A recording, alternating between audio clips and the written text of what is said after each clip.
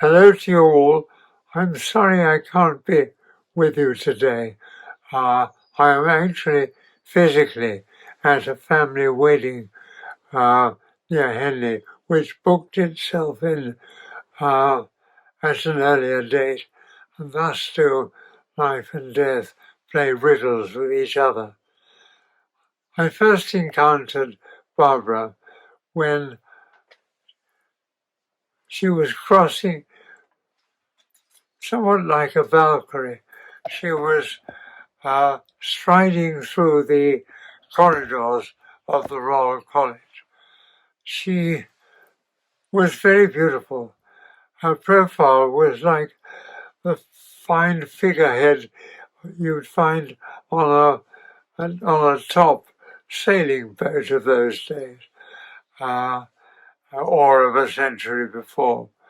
And you could instinctively feel how she must have been able to drive men before her and thereby win so many of the important negotiations that she did for APG. I next encountered Barbara at an event in the Hayward Gallery. The event was simply known as a sculpture, and the main exhibit was a long table. It was possible for we punters to stroll into the gallery and become part of the work of art. We sat at the long table and chatted away about changing art. And I thought at the time that this was possibly wisdomistic, but as it turned out, through the actions of Barbara, it turned out something much more profound than that. APG's pitch was to enter an institution and then, acting as a catalyst, change it. And then when the artist wanted to change it too violently, it fell to Barbara once again to negotiate the agreement as to what was to be allowed. And all sorts of people came in. APG placements were not like residences in which the artist essentially carried out the program supplied by the client, the host organization. The condition with APG, which made it unique and which made it difficult to deliver, was that the artist should operate on an open brief.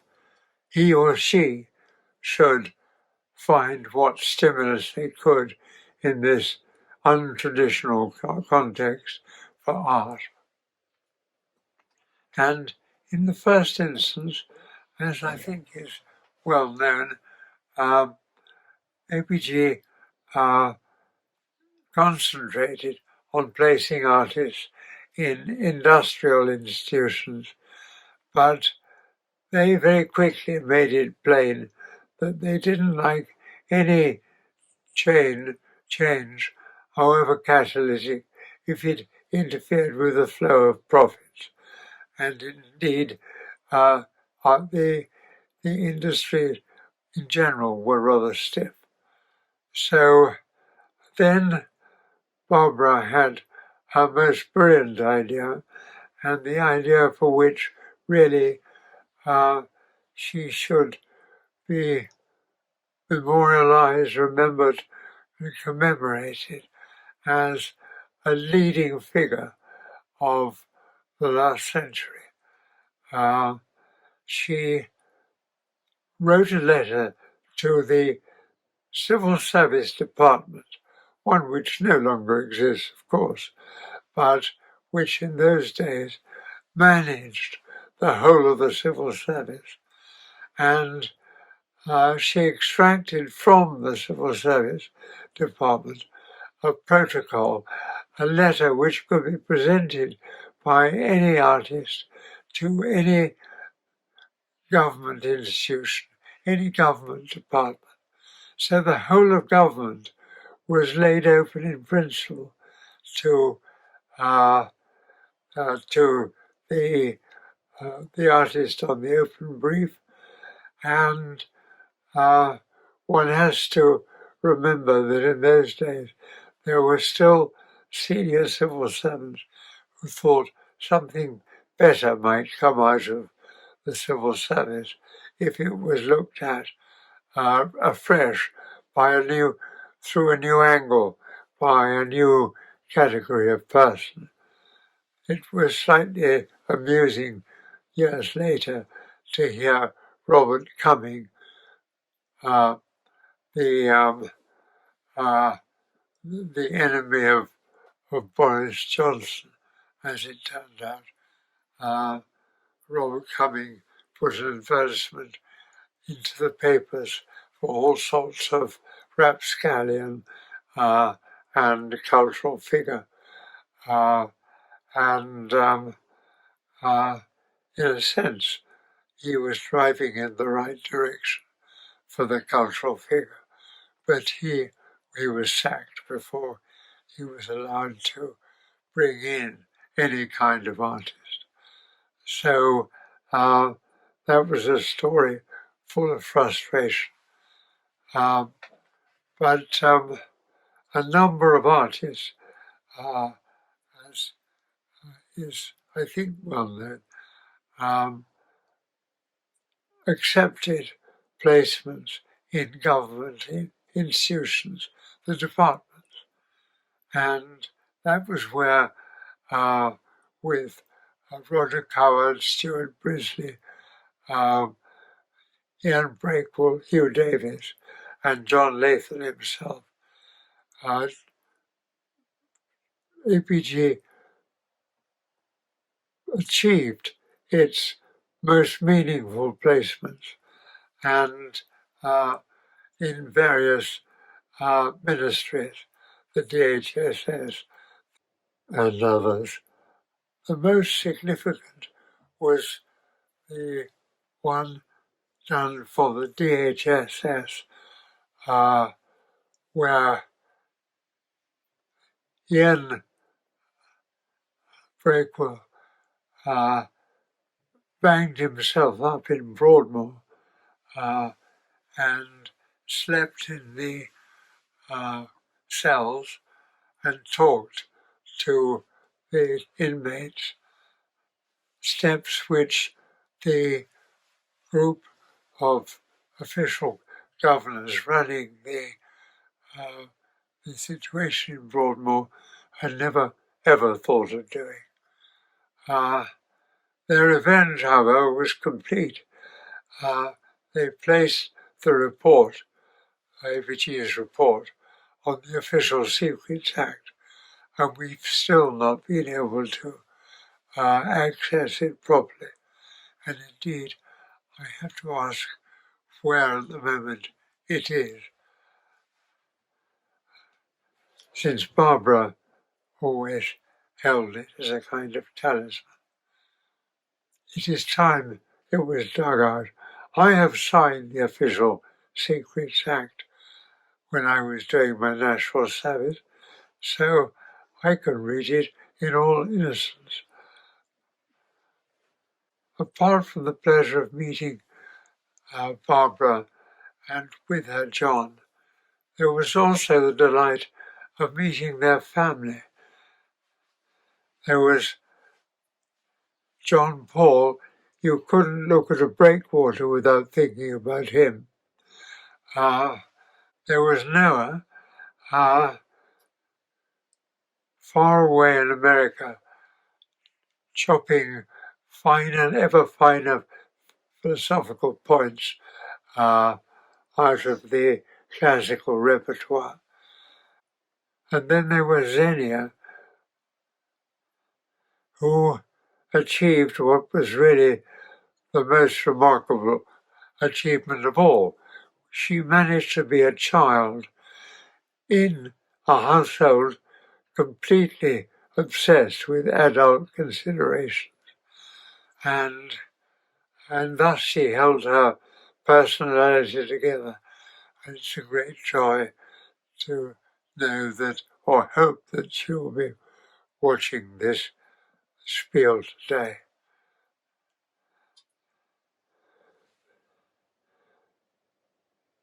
Barbara and John, it was sad when they separated, but it was intelligible to us all.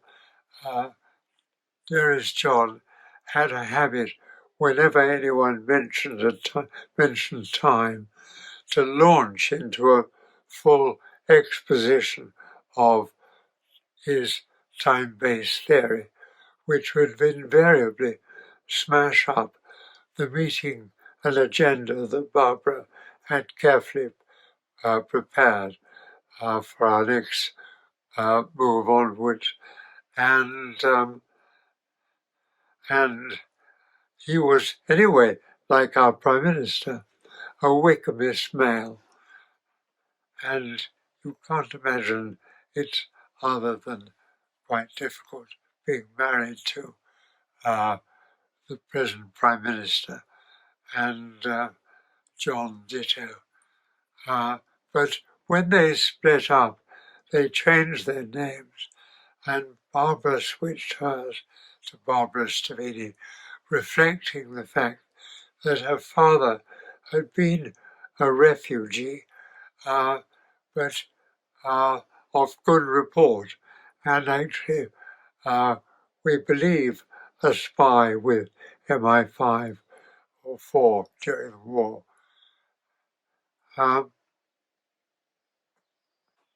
In reality,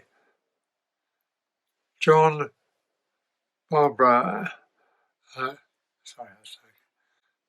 in reality, Barbara and John continued on very much as they had before, both fighting the same battle for the placement of the artist as intellectual, as incidental person, and both recruiting for new artists for the placements. Later, however, APG itself declined and shifted its energies into an organization which was more in line with Barbara than with John, in the sense that it was practical and wanted to be about doing things. And I remember writing the brochure, which you can still find in my box in the Hyman Kreitman archive of the Tate, if you're interested to read it. In the end, I sadly left organization, imagination, because John loaded an enormous sum of my money onto the balance sheet in the view that the government owed him an awful lot of money for having identified the Bings of southern Scotland, the old Yale pits, as works of art, and therefore, having saved, in his belief, them having to be sold. In actual fact, they were being sold with much enthusiasm for road fill all over the country. But John, anyway, established his mark. He proposed a John-type culture for the one of the Bings. And Barbara went back to England and continued to run, first APG and then O&I. And Barbara was, you couldn't but miss that there were dozens of small pieces of paper by which she managed the forward progress of APG. I must say we also spent a long time hunting for money for her office. And there was a time after we had persuaded we had been part of the opening of 1977 Castle document, where Boyce had arranged a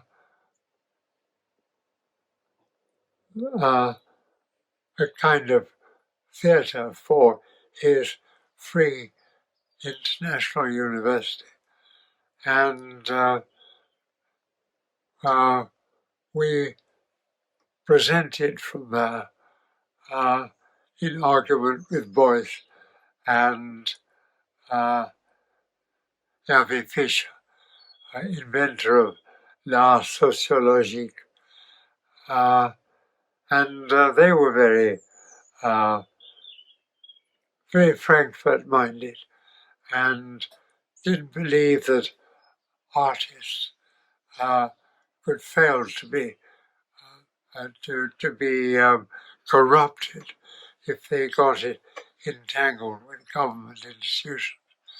But as the two most incorruptible people in Castle that day were Barbara and John, the result was that within a short period of time, Boyce had joined and was helping build the German Green Party, and thus driving art directly into politics. I can't comment on whether he was corrupted or not in his last years. Anyway, Barbara, after her separation from John, wanted to define herself and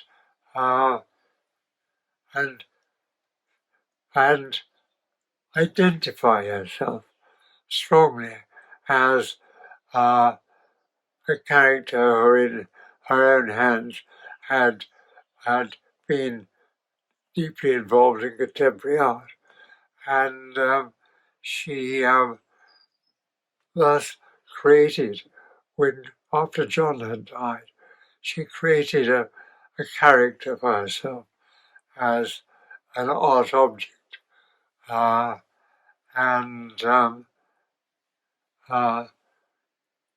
really took the case of APG around and excited some very exciting new young people. So there's a lot of hope in that. And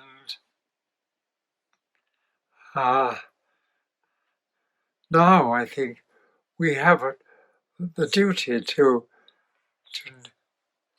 identify that Barbara was the first to hit a gap, to put paintings, put artists into these problematic contexts, to act as a kind of catalyst, to change, if there was anything that was to be changed, the behavior and thought process of the various institutions, state institutions. One could only wish that she was there now and able to take on the appalling behaviour of the Home Office. But alas, she is not there to do that, and it's up to a new generation, hopefully based on the skeleton platform of APG, to attack the government for its appalling strategies as regards foreign people. Beyond that, yes, Barbara and I, after we'd done our presentation at the castle, I remember we were standing under a broken window and we were feeling very chipper. And we suddenly thought, let's go to the EU and extract some money from them.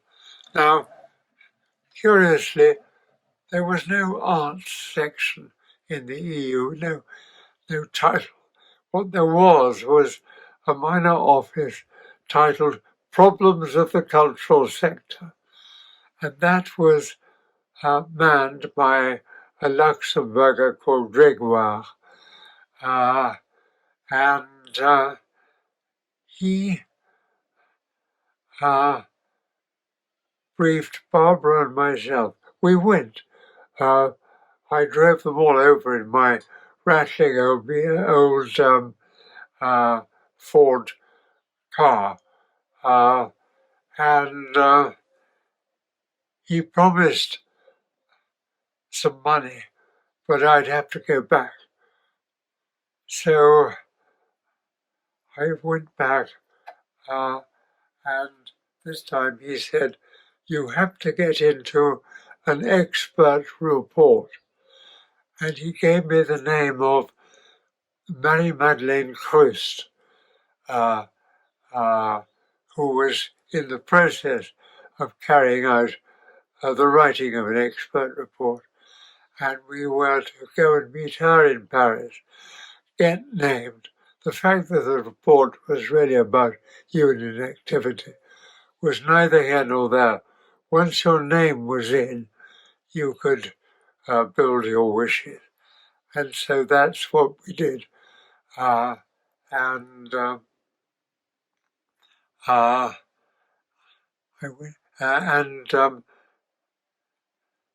So we've had funding for Barbara to maintain her office, which is quite a job to do, particularly when you're trying to maintain an index of artists who might be useful while dealing with all the correspondence going on between people like John and myself.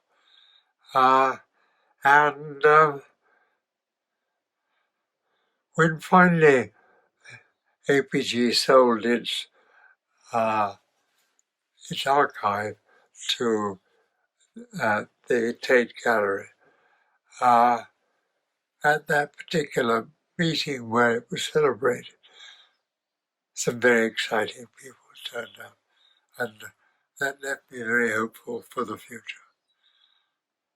And as for Barbara, I have exhibited her as someone who got things done, and she was, but she was also extremely lovable, and so was John. I adored them both, and I mourn them both now.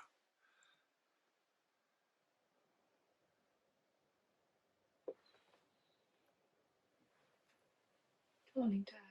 That's it. Yeah. Was that all right? Yes.